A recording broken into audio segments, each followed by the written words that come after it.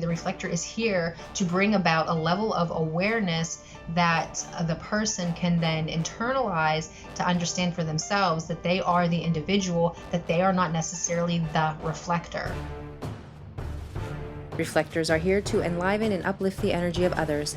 In a rather extraordinary way, reflectors can amplify and reflect or mirror other people's energy back to them. It is a unique aptitude which facilitates an experience of heightened awareness in terms of what they see in the other, yet in a non-judgmental way. All of this remains only a potential for reflectors until they are able to operate as themselves rather than an amplified version of the homogenized world around them.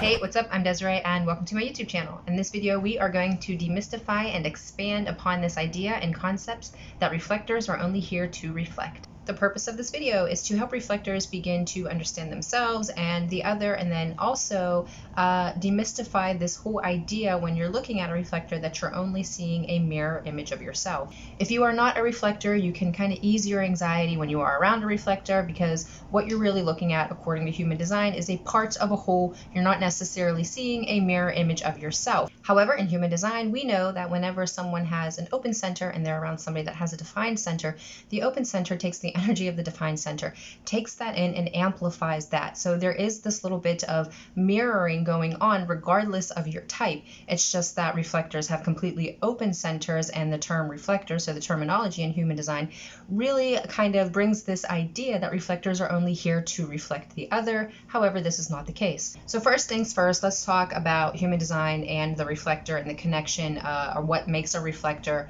in human design beyond the chart properties. So the reflector in human design is a lunar being, where every other type is a solar being. What this means then is that when we say reflector and we say that the reflector is connected to the moon, we know when we look up in the sky, we see that the moon comes in phases, right? And the moon reflects. Now, the moon only reflects the sun. It doesn't consume the sun's energy. It doesn't identify with the sun's energy. It just reflects the energy. And when you are looking at the moon and you're outside and you're seeing the moon in its phases, what you're really seeing is one aspect of a whole picture. So just because you're seeing, right, physically seeing the moon phases, the moon is always there. So as I was editing this video, I thought that it would be a really great idea to share with you a small excerpt from a blog article that I wrote that combines the interpretation of the moon in human design with the spiritual interpretation of the moon phases. So hopefully you enjoy. Astrology in human design is fascinating. The moon goes through all 64 gates of the I Ching every moon cycle. That means you have the potential to become aware of every single one of them. The moon in human design represents what drives you or moves you. The pull of the moon is such a powerful force that it slightly embodies the message of the sun's energy and reflects that energy outward. However, the direction of that energy is controlled by the force of the moon. The archetype of the moon in human design represents the eldest daughter, where the earth is its mother and the sun is the father.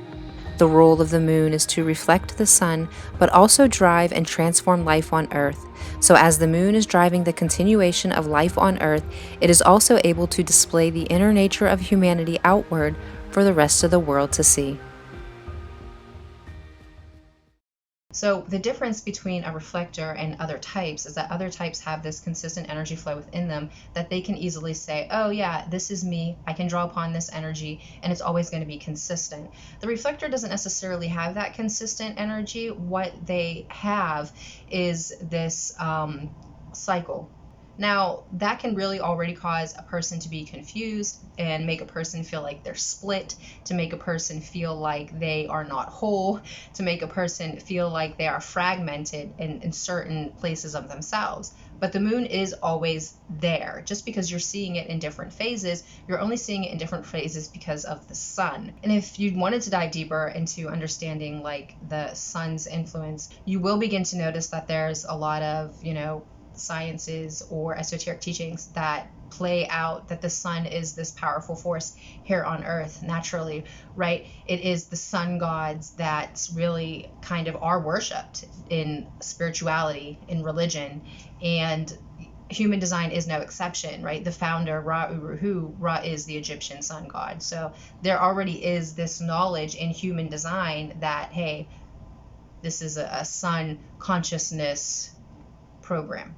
So if you're watching this and you are not a reflector and you are a solar being, congratulations, the world is your oyster. If you are a reflector and you are watching this, then we're going to talk a little bit about the reflector aura, which is sampling to help you understand the reflector nature. So that way you're not consuming and taking in this other energy around you, and you can begin to know thyself. Sampling and the reflector aura. Where do I begin? So the reflector aura, when it is sampling, other people and around them, it's really, really easy to not identify like yourself and the other, because what this feels like is having no boundaries whatsoever. It's really impossible for the reflector to go out into a public space and not take in all of that energy. Sometimes this can be overwhelming. Now, what ends up happening when a reflector begins to take in too much of the other person's energy, right, and begins to identify with that or begins to consume that as a way to get their energy, then there's conditioning and problems that happen. Reflectors are not energy vampires, right? We're not here to consume the energy of others. We're just here to sample them. As a reflector and having this direct experience of understanding that every day is a new day, you can begin to live out the joy of the day. All of a sudden, being around other people is no longer a daunting task because you're not identifying with that energy. You're just sampling that energy. So this is what heightens the reflector's awareness when we're able to sample other people's energies, not identify with them, and not really be judgmental about these energies, because there is no necessarily good or bad in this program.